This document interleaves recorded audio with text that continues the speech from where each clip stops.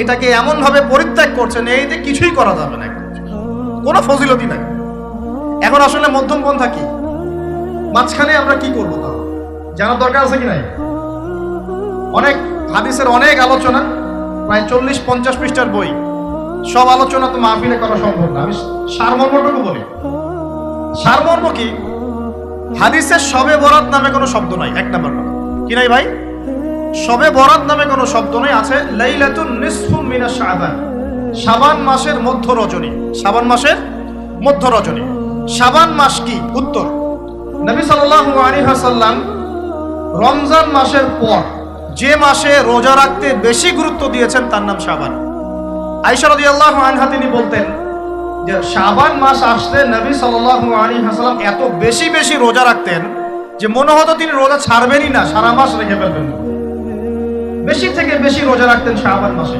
প্রশ্ন হচ্ছে কেন? উত্তর, এমনিতে এই মাসটা বরকতময় এবং এই মাসে আল্লাহ পাক তার রহমতে বিপুল সংখ্যক মানুষকে জাহান্নাম থেকে মুক্তি দান করেন। সুবহানাল্লাহ। নবী সাল্লাল্লাহু আলাইহি ওয়াসাল্লাম এই মাসকে তাজিম করতেন।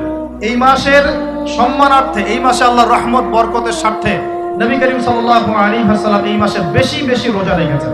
সুন্নত কি শিখলাম? শাবান মাসে বেশি বেশি রোজা রাখা সুন্নত। আরেকটা হাদিস মাথায় নিয়ে না, আজকে সারা ওয়াজ ভুলে গেলে এই ওয়াজটা ভুলেন না। কি হাদিস? নবীজি বলছেন,